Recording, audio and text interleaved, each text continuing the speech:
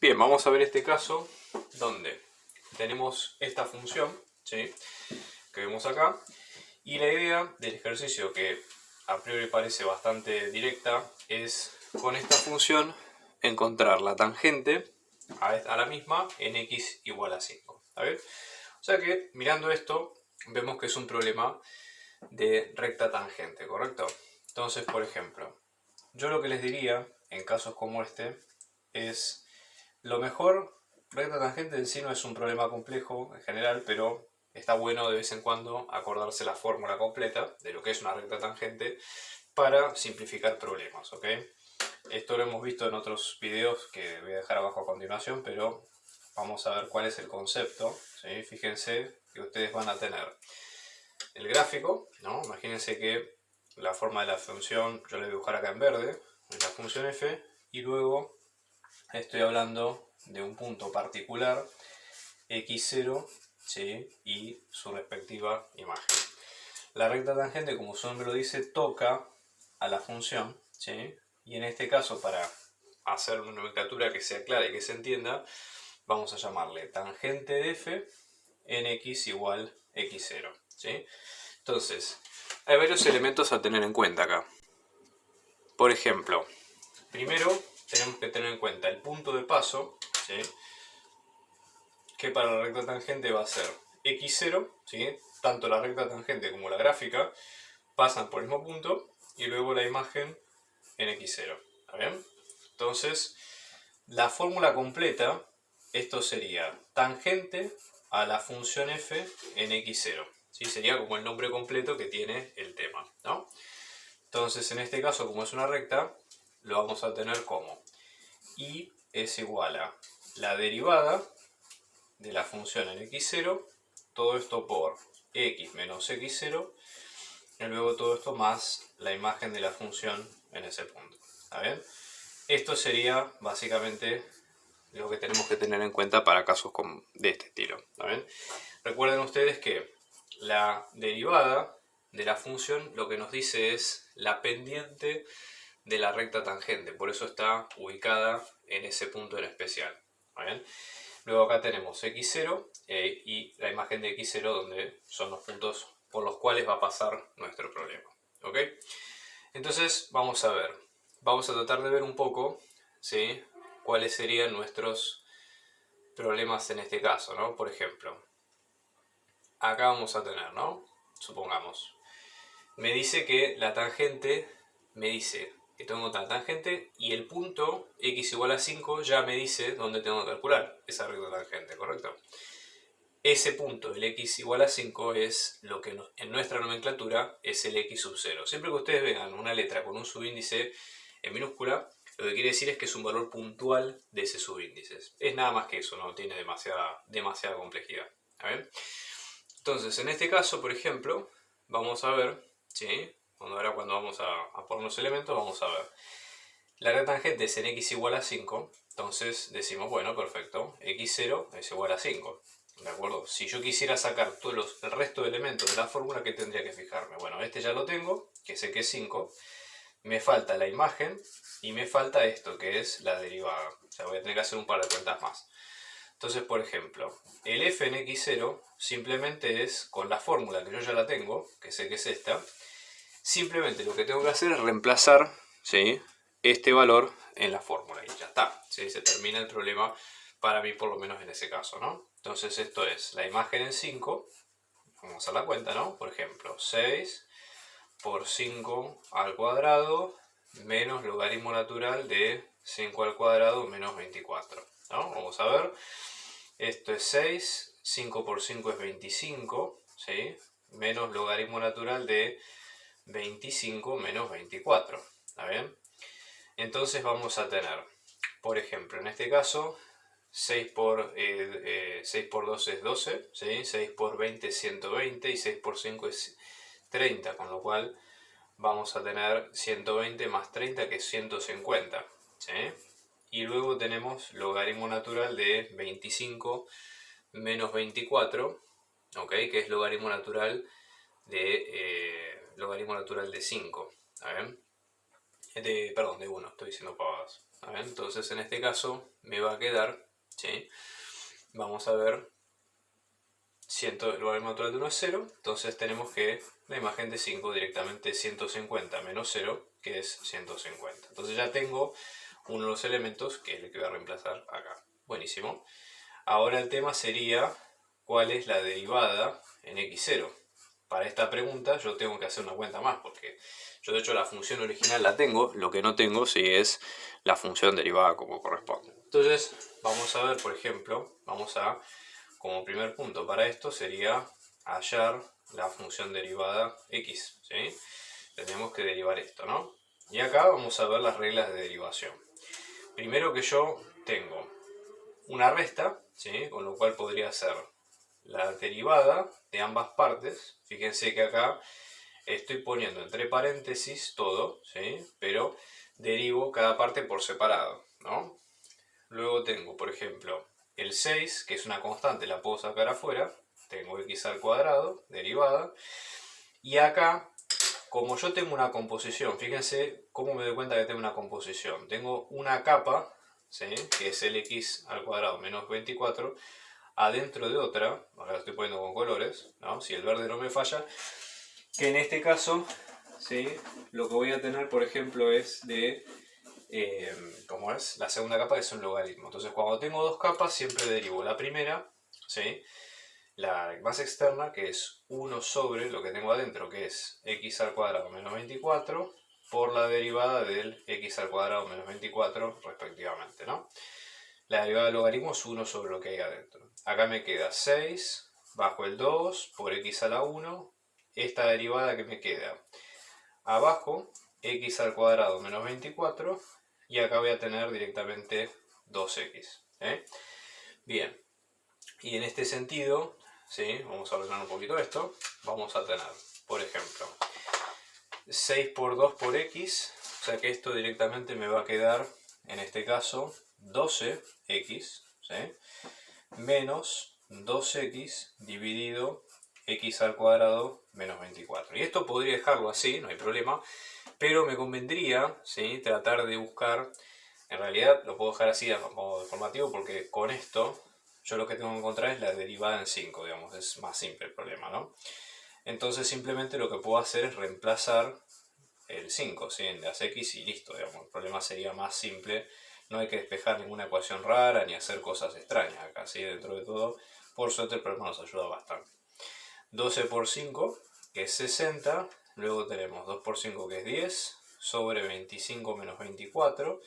Y esto termina siendo 1. 10 dividido 1, que es 10. Y 60 menos 10, que termina siendo 50. ¿Está bien? Entonces ahora ya tenemos todos los elementos para ir a la fórmula original, que la voy a volver a copiar, ¿sí? Entonces vamos a tener la tangente de f en x0 igual a 5, que esto vamos a tener y, que es la derivada en 5, todo esto por x menos 5, más la imagen en 5, y acá vamos a tener 50 por x menos 5, más la imagen en 5, que esto me queda 150. Fíjense que acá se puede hacer distributiva sin problema, ¿no? Entonces voy a tener y es igual a 50 por x menos 50 por 5 más 150, ¿no? Y esto nos queda, en este caso, 50x, ¿no? Y acá vamos a tener, esto es menos 250, más 150 es menos 100, ¿sí? Y efectivamente queda la respuesta ahí. ¿Está bien? Vamos a ver ahora este caso, donde nos dan esta función, ¿sí? F de x es igual a x a la 8 por e a la menos 4x, ¿sí? Y lo que hay que tratar de ver es de hacer un análisis entre comillas completo, ¿sí? Es decir, encontrar intervalos de decrecimiento y los extremos, ¿no? En este caso, yo lo que diría es lo siguiente. Hay varios como tips u órdenes que ustedes pueden seguir para poder encontrar, ¿sí? La lógica detrás de todas estas cuentas. En general, nosotros lo que tenemos que tener presente, por ejemplo, es que si vamos a hacer un análisis entre comillas completo de la función, nos conviene, ¿sí? Tratar de hablar en cuestión de intervalos y hacer un orden. Por ejemplo, hay algo acá, cuando yo tengo una función que no se dice explícitamente, que es encontrar el dominio. Esto es muy importante porque a fines de hacer mi análisis, sí, yo tengo que evitarme de encontrar problemas que puedan llegar a aparecer, y en general sacar el dominio completo de la función me ayuda en ciertas circunstancias, ¿no? Luego de eso, yo tengo los extremos, ¿sí? Y con los extremos, mediante un análisis de Bolzano, que va a incluir estos 4 puntos, voy a poder sacar toda la totalidad de los puntos en cuestión, ¿ok? Entonces, en este caso, vamos a empezar, por ejemplo, con el dominio de la función. Yo acá puse los pasos en orden, ¿no? Esto nos queda como x a la 8 por e a la menos 4x. ¿Sí? Fíjense que a simple vista nosotros tenemos un combo interesante, una función polinómica y una función exponencial, ¿sí?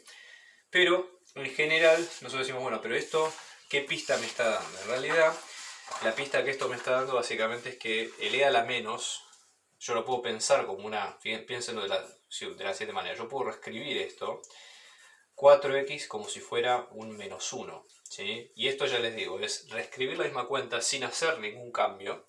Pero esto es interesante porque toda potencia a la menos 1 yo la puedo pensar como una división, ¿sí? O sea, pura propiedad de potencia. Entonces, pensándolo de esta forma, yo puedo llegar a ver patrones que de la manera original, por lo menos en la que está la función, yo no las puedo ver.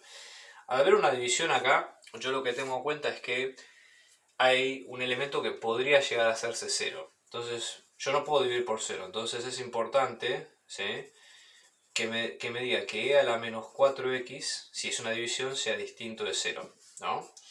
Entonces yo podría resolver esta cuenta, ¿no? E a la menos 4x, que es igual a 0, es decir, sacar los elementos que sean 0. Y uno dice, bueno, perfecto, si yo hago esto, la exponencial, lo contrario de una exponencial es el logaritmo natural, ¿sí? Misma base, ok, vamos a ir por esa base. Y esto me queda menos 4x es igual al logaritmo natural de 0. Pero ¿qué problema me encuentro con esto? ¿Sí? Que esto no tiene solución, porque logaritmo, si ustedes se acuerdan, es siempre a partir de 0, sin incluir en adelante. Por otro lado, una exponencial nunca me puede dar, si la base es positiva, nunca me puede dar o 0 o negativo. Eso es una buena noticia, porque eso quiere decir que no hay ningún punto que me anule el denominador. Es decir, yo encontré o planteé mi ecuación tratando de ver los números que no van en mi problema, y lo que me encontré justamente son que todos los números pueden ir sin problema en mi cuenta. Entonces, básicamente decir que el dominio de f, en este caso, son todos los reales y no tengo ninguna asíntota, ningún punto complicado. Buenísimo. Vamos a seguir entonces con el resto. Tengo que encontrar los extremos, ¿sí? Pero para los extremos lo que tengo que pensar es lo siguiente. Hay un paso anterior a los extremos que es tratar de encontrar, ¿sí?, la función derivada, porque yo necesito hacer ese análisis. Entonces, primero, los extremos son aquellos puntos donde la derivada se hace 0, ¿sí? Pero primero, paso inicial, tengo que encontrar la derivada de esta función original que tenía, en este caso, ¿está bien? Entonces, en este caso, por ejemplo, yo voy a derivar esta función, vamos a recordar algunas reglas de derivación. Esto, ya les digo, es más artesanal que otra cosa, ¿sí? Yo voy a dejar acá una columna de cuentas auxiliares como para que lo vayan viendo esto si lo quieren hacer, y si les suma a su trabajo, buenísimo, ¿sí? Para que ustedes puedan tener una hoja principal de laburo y después el resto que puedan hacer cuentas por separado, ¿no? Entonces, en este caso, por ejemplo, yo voy a tener para esta cuenta auxiliar, yo veo primero que tengo dos partes de la función bien distintas entre sí, la exponencial y la parte polinómica, ¿sí? Cuando yo tengo una función que es una multiplicación de dos cosas y hago la derivada, siempre es la primera derivada por la segunda sin derivar más la primera sin derivar por la segunda derivada. Esta fórmula me sirve para ordenar el problema de una forma más fácil, ¿sí? Yo, por ejemplo, voy a tener la función y la derivada, ¿no? Y vamos a ver cada una. Por ejemplo, yo tengo x a la 8, la derivada es bajo el 8 multiplicando por x a la 7. ¿Sí? Tengo e a la menos 4x, que es una función compuesta. Fíjense que tengo menos 4x compuesta con la exponencial, ¿no? Entonces, en ese caso, lo que voy a hacer es decir, bueno, bajo el menos 4 multiplicando, ¿sí?, que la derivada es menos 4, ¿sí?, y la derivada de e a la x me sigue quedando menos 4, e a la menos 4x, no hay cambio ahí. Entonces digo, la derivada me va a quedar la primera derivada, que es 8 por x a la 7, por la segunda sin derivar, que sea la menos 4x, más x a la 8 por menos 4 por e a la menos 4x. Una vez que tengo la función, los extremos son los x0 tales que esa derivada que acabo de encontrar me va a dar 0. Siempre la condición siempre es la misma. Entonces, esta ecuación que yo encontré acá la tengo que igualar a 0 y despejar los valores. ¿Está bien? Fíjense. Acá más por menos es menos, me queda como menos 4 por x a la 8 por e a la menos 4x, que es igual a 0. Acá tengo varias opciones. Por ejemplo, podría sacar varios factores comunes, ¿sí? Podría sacar, por ejemplo, e a la menos 4x, que se repite. Luego de estos puedo sacar 7 veces x, porque acá se repite en el primer término 7 y acá 8, o sea, el menor número es este. Y también puedo sacar factor común entre 8 y 4, porque 8 es 4 por 2. Entonces podría sacar de los números el 4, de los x el x a la 7 y de los e me queda e a la menos 4x. En el primer término me quedaría 4, 8 es 4 por 2, con lo cual acá me queda un 2. Las x se fueron todas y los e a la menos 4x se fueron todos. Y acá me queda este 4 que se fue. Acá yo saqué 7x, con lo cual me quedó uno solo. Y el e a la menos 4x también se fue, con lo cual me queda limpio esto, ¿sí? Y entonces tengo una multiplicación de 4 términos, ¿no? Este otro y este otro que ustedes ven acá. Cualquiera de ellos puede ser 0, ¿sí? Vamos a abrir todos. 4 no puede ser 0, obviamente pues esto es absurdo, así que esto no, ¿sí? Luego tenemos el otro que es e a la menos 4x, que tampoco puede ser 0 porque ya lo resolvimos acá, así que este tampoco. Vamos a ver x a la 7, que es igual a 0, este sí puede ser 0, no hay problema. Entonces acá, por ejemplo, en este tipo de casos, ¿no? Yo lo que hago es saco la raíz séptima, si ustedes quieren, x me queda la raíz séptima de 0, es una raíz impar, así que no lo tengo que abrir, ¿sí?, en positivo y negativo, y una de las x me van a quedar con 0, ¿sí?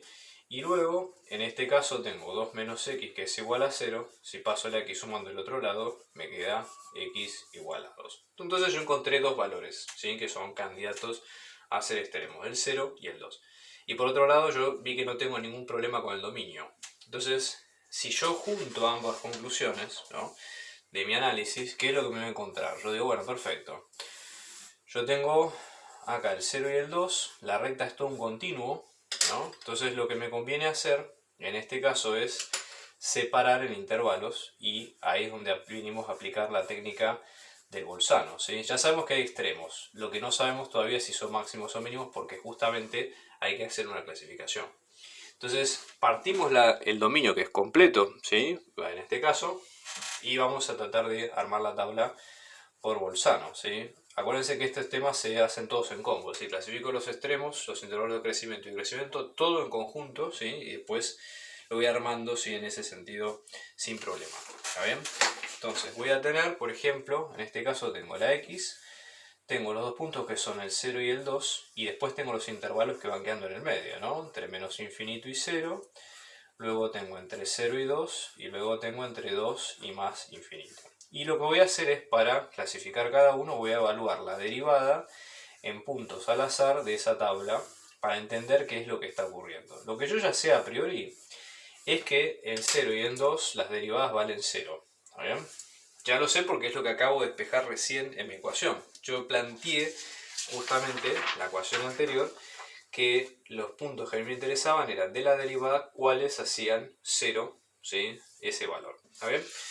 Entonces, por ejemplo, en este caso, yo lo que voy a hacer es probar números al azar de cada intervalo y ver qué es lo que pasa. Por ejemplo, en el primero voy a evaluar el menos 1, entre menos infinito y 0, ¿sí?, que va a estar por acá. Entre 0 y 2 voy a probar el 1, ¿sí?, que va a estar acá. Y luego, entre 2 y más infinito, voy a probar el 3. ¿Está bien? Pueden elegir el número que ustedes quieran. Yo más o menos me fijé en números que dentro de todo sean fáciles o que sean medianamente intuitivos. ¿Está bien?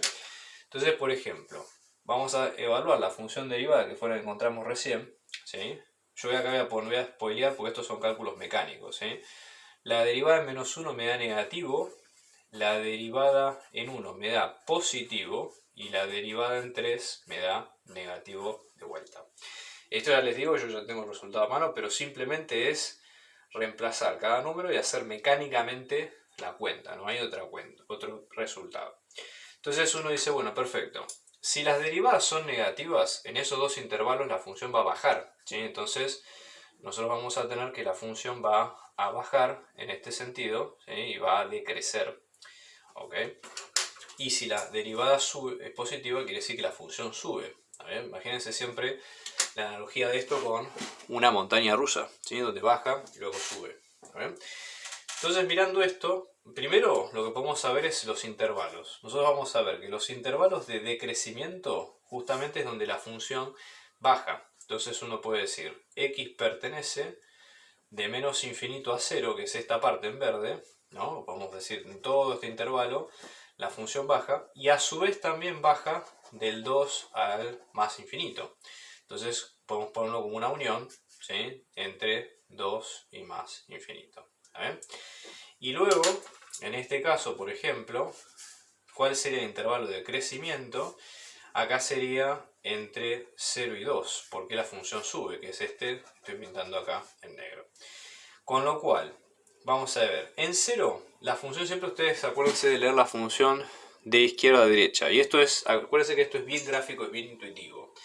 Si la función baja y luego sube, quiere decir que la función hizo algo de este estilo. ¿Bien? Porque bajaba y después subía. Con lo cual decimos que en x igual a 0 hay un mínimo. ¿Sí? Por las dudas le vamos a poner el rótulo de relativo, porque para clasificarlo en absoluto o relativo hay que hacer el análisis completo de la función y no es lo que está pidiendo en este caso el ejercicio. ¿Sí? Se puede hacer, no hay problema, pero por las dudas, si ustedes esto lo ponen sin calcular lo otro y sin atenerse a la consigna, no hay problema. Y por otro lado, en el 2, lo que vamos a ver es que el comportamiento es contrario, porque la función sube primero y luego baja. Fíjense, sube, luego baja. Entonces es probable que haya otra cosa, que va a ser un máximo relativo. ¿Sí? Entonces ponemos, en este caso, máximo, ¿sí? Relativo también. ¿Está bien? Y con eso ya terminamos esta parte. Bien, vamos a ver ahora esta parte, este punto. Lo que nos pide básicamente es calcular una integral, ¿sí? Y resolver una integral indefinida. No nos pide demasiado, ¿sí? Es decir, solamente calcular la primitiva y ya está. No es un cálculo de área ni ninguna aplicación práctica que ustedes puedan ver en otros casos. Entonces vamos a tratar de ver un poco de qué se trata esto, ¿no? Vamos a tratar de dejar acá al costado algunas ideas o tips, ¿sí? Que podamos llegar a aplicar. Yo lo voy a poner como cuentas auxiliares. Y este tipo de problemas con integrales hay que tratar de tomar un paso para atrás y de evaluarlo más con sentido común y haciendo un poco de prueba y error, qué funciona y qué no. ¿Sí? Esto lo decimos siempre en otros casos, pero porque es así, es bastante artesanal. Entonces, primera cuestión, uno siempre tiene que fijarse de si nosotros hasta ahora conocemos dos técnicas, sustitución, ¿sí? Versus partes, ¿no? Y uno dice, bueno, primero, ¿por qué iría por las técnicas y no trataría de resolver esta integral de una forma más fácil? A primera vista, nosotros tenemos una multiplicación de dos funciones bien distintas, el x, ¿sí? Con el seno de algo, ¿sí? Con lo cual, ya desde el vamos, sabemos que no es una integral que podamos ir a la tabla de integrales y buscarla. Va a haber una parte de la resolución del problema que sí es buscar el resultado en la tabla y después reemplazarlo, eso sí. Pero no es lo que podemos hacer de entrada en este caso porque, por lo que se ve, es una función compleja, ¿sí? Entonces va a haber que desarmarla un poquito y luego seguir trabajando en cuestión. ¿Está bien? Entonces, primera cuestión, una sustitución, esto como tips, no lo tomen digamos como palabra santa porque no lo es. Básicamente puede ocurrir cuando hay una composición, ¿sí? Es una de las cosas que puede ocurrir, o cuando básicamente, por ejemplo, la derivada, ¿sí? De una parte, entre comillas, está escondida, ¿sí? En la función. Esto es algo bastante visual y ya les digo, puede funcionar en el 90% de los casos, pero con tal de que no funcione en uno no invalida el resto de la cuenta, sino que simplemente es más útil en algunos casos que en otros. Ya desde el vamos vemos que de las dos partes de la función seno tiene una composición puesta acá, ¿sí? Es decir, yo por ejemplo vamos a llamar a esta parte A y a esta parte B, ¿no? Entonces B, como si fueran dos funciones por separado, ¿no? O sea, mi función original, f, ¿sí? Es la multiplicación de dos partes, ¿no? A y B. Y B, en este caso, me queda como seno de 4x al cuadrado más 7. Entonces yo lo que veo acá es que hay una composición. Eso ya me da la pauta de que es muy probable de que sustitución se pueda usar. Ahora, cuando hay una composición, siempre la lógica es la misma. Yo tengo que sustituir la parte que está dentro de la composición porque después, cuando la derive, probablemente me va a ser útil en las cuentas que vaya a usar. Entonces voy a probar de decir, bueno, es probable que tenga que usar sustitución porque está esto presente. Y esa sustitución me va a decir que lo que está dentro, es decir, lo que está en la capa más interna de la composición, es lo que tengo que reemplazar. Generalmente es así. Entonces digo, bueno, voy a elegir la sustitución. ¿Sí? En este caso voy a elegir u, que me va a quedar como 4x al cuadrado más 7. ¿Sí? Y luego lo que voy a hacer es derivar esto. ¿Sí? Porque la sustitución me pide eso, que reemplace y luego derive. Entonces voy a hacer, la derivada de esto me queda 4 por 2x, ¿sí? Más 0, y luego multiplicado el diferencial de x, que esto siempre va, ¿sí? Y es parte de la regla que vamos a aplicar. Entonces diferencial de u me queda como 8 por x por diferencial de x. Entonces en la cuenta yo tengo que ser capaz de resolver mi u, ¿sí? Pero también tengo que despejar mi diferencial de x, porque esto es parte del problema también, ¿sí? No es simplemente que es un tipo de nomenclatura que está ahí tácitamente y que no cumple ninguna función, ¿sí? O sea, lo tenemos que poner, digamos, en cuestión. Entonces yo lo que voy a hacer es despejar este diferencial de x, que como está multiplicando, digo 8 por x está multiplicando, lo voy a pasar esto dividiendo para el otro lado. Entonces diferencial de x me termina quedando diferencial de u sobre 8x. ¿Está bien? Y ahora lo que voy a hacer es reemplazo esto en mi cuenta. ¿Sí? Entonces, voy a ver, yo los reemplazos los voy a escribir en verde. Voy a dejar la ecuación original digamos, en lápiz. Entonces pongo x por seno, reemplacé lo que está dentro, que es este u. Entonces esto me queda 4x al cuadrado más 7. Y luego el diferencial de x, que es esto, entonces pongo por diferencial de u dividido 8x. ¿Está bien?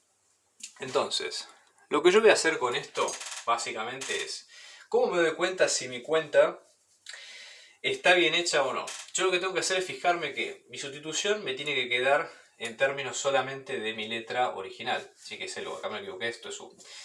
Entonces yo digo, bueno, este 8 que está dividiendo es como si fuera a multiplicar por un octavo. Acá tengo x por seno de u. Y acá tengo diferencial de u dividido de x. Con lo cual, x con x se cancela. ¿Sí? Y la expresión que me queda en este caso es un octavo de la integral de seno de u. Entonces yo tengo que mirar esto y decir, bueno, yo en este paso, ¿no? Esperen que haya una llamada para hacerlo acá. En este caso, eliminé, entre comillas, la x, ¿sí? Justamente porque la cuenta está bien hecha, si mi sustitución está bien hecha, si pude sacarme esa variable incómoda por esta expresión. Si lo pude hacer, buenísimo. Y lo que me quedó sí es una expresión más simple, porque fíjense que esto sí puedo ir a la tabla y fijarme cuál es la integral, ¿no? Yo me fijo que la integral de seno de x, ¿sí? Como función, la integral es menos coseno de x, ¿está bien?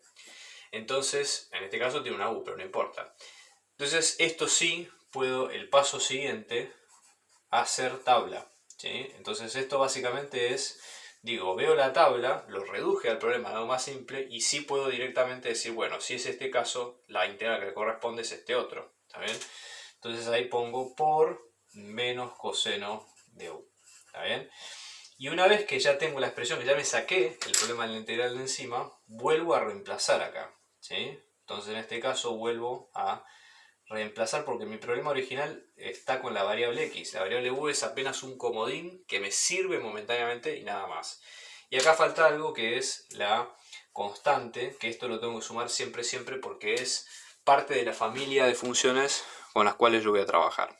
¿Bien? Entonces esto me termina quedando, esto es más por menos que es menos, que me queda menos un octavo del coseno de u, que en este caso es 4x al cuadrado más 7, y luego la constante. Y listo, ya con esto me quedan listos todos los puntos que tenía en mente. Si ustedes, esto obviamente la resolución está, yo la voy a dejar abajo en la descripción del video con el link al parcial original, pero lo que ustedes tienen que tener en cuenta en este caso es que si quieren chequear en el examen que la cuenta está bien hecha, simplemente lo que hay que hacer es derivar la función original y listo, ¿sí? Entonces vamos a hacer la prueba. Yo por ejemplo en este caso tengo, ¿no? Mi función f original me quedaba como x por seno de 4x al cuadrado más 7. ¿Está bien? La f mayúscula la llamo la integral de mi función, que es lo que acabo de resolver, ¿sí? Entonces en este caso esto me quedaba como lo que puse recién, menos 1/8 de coseno de 4x al cuadrado más 7 más una constante. ¿Está bien? Entonces, yo para pasar de f mayúscula a f minúscula, esto lo que hago es derivo, ¿sí? Y por otro lado, si paso en sentido contrario, tengo que integrar. ¿Está bien? Entonces, en este caso, yo tendría que hallar, ¿sí?, la derivada de lo que encontré, o sea, de f' de x. Entonces aplico la regla de siempre. F' de x me queda menos 1/8, que es una constante, no hay problema. Luego tengo la derivada de coseno, que es menos seno, ¿sí? Fíjense que es una función compuesta, así que no hay problema. Y luego tengo la derivada de lo que está aquí adentro, que es 4, bajo el 2 multiplicando, o sea que me queda 8x. Y luego la derivada de la constante, que es un 0. Entonces fíjense, menos 1/8, menos por menos es más, voy a tener 8x. Y voy a tener seno de 4x al cuadrado más 7. 8 con 8 se va. Y vuelvo a tener esta función que tenía al principio. Entonces estos tips, si ustedes están en el examen y quieren chequear rápido si hicieron bien las cosas, vuelvan para atrás y ya con eso lo tienen ok. Vamos a ver este caso donde lo que se pide es el área entre dos funciones, ¿sí? Acá vamos a tener menos x al cuadrado más 9 y g, que en este caso es menos 5x más 9, ¿no?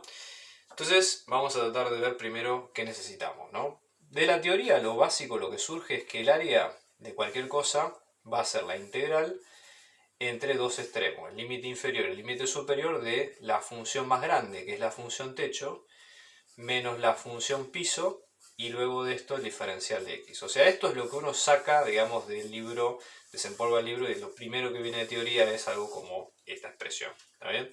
Pero esta expresión así solamente no nos dice nada, sino que tenemos que tratar de desmenuzar un poco más el análisis y ver qué otras cosas se pueden llegar a hacer.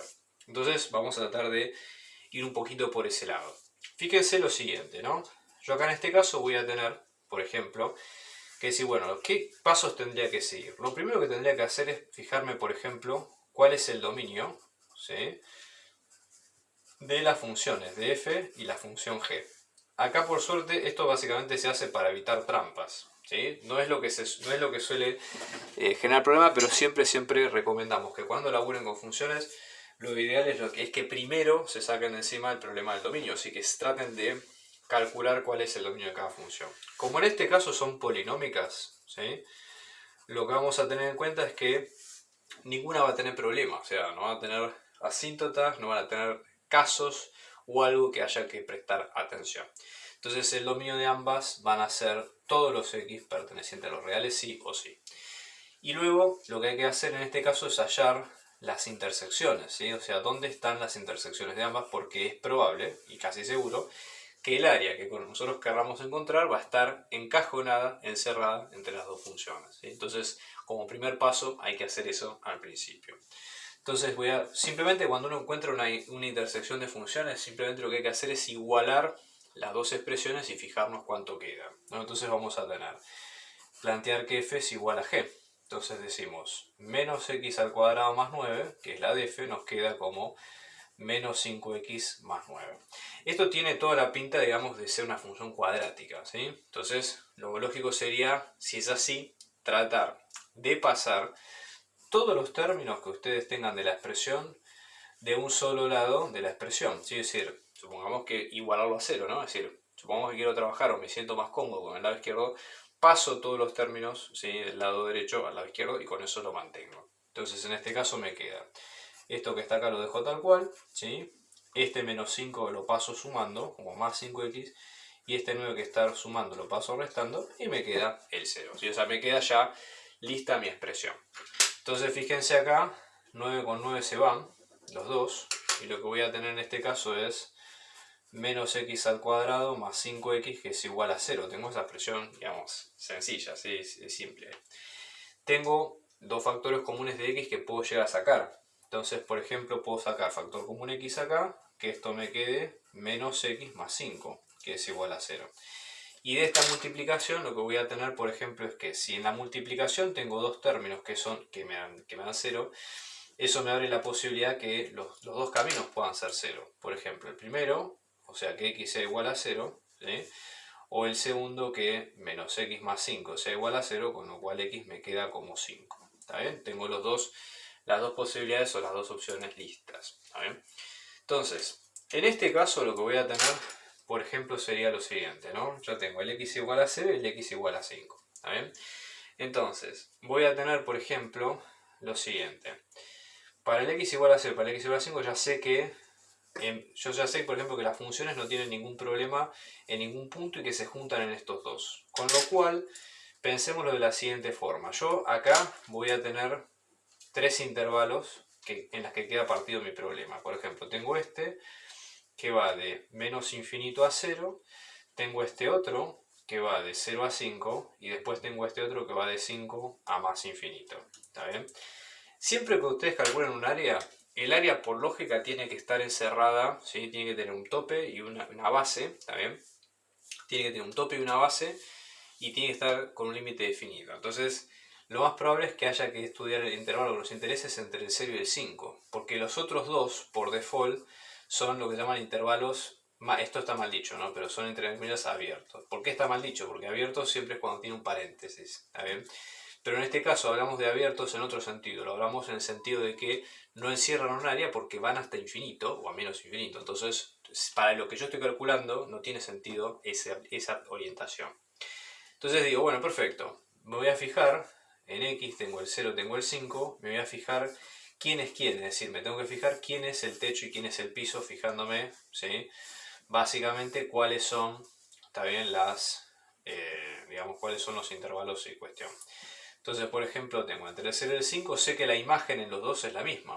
Yo sé, por ejemplo, que en f y en el 0 y el 5, f es igual a g, y acá lo mismo, ¿sí? De hecho, vamos a reemplazar los dos. Fíjense, en 0, 0 al cuadrado es 0 más 9 es 9, y acá vamos a tener menos 5 por 0 es 0 más 9 es 9, ¿no?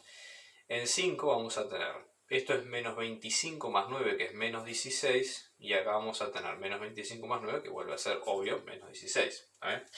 Vamos a probar un número al azar entre el 0 y el 5. Supongamos que en este caso voy a probar el 1, ¿sí? En los dos, entonces voy a sacar la imagen en 1, que esto me queda menos 1 al cuadrado, que es menos 1, más 9, que es 8, y en g en 1 me queda menos 5 por 1 es menos 5, ¿sí? Más 9 es 4. Entonces lo que voy a tener es que si f es 8 y g es 4, acá en este caso f va a ser más grande que g. En todo el intervalo se mantiene ese comportamiento.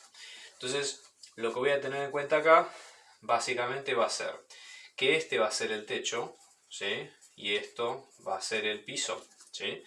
Entonces, una vez que tengo techo y piso, lo que voy a tener va a ser lo siguiente. Digo, perfecto.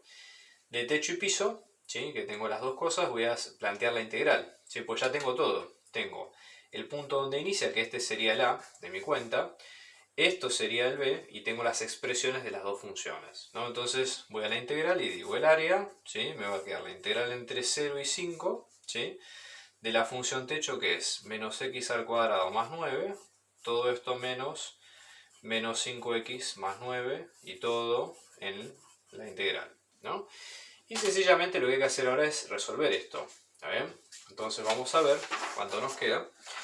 Entonces fíjense, en este caso vamos a tener lo siguiente, ¿no? Por ejemplo, el área me va a quedar la integral entre 0 y 5 de menos x al cuadrado más 9 menos 5x menos 9, diferencial de x, ¿no?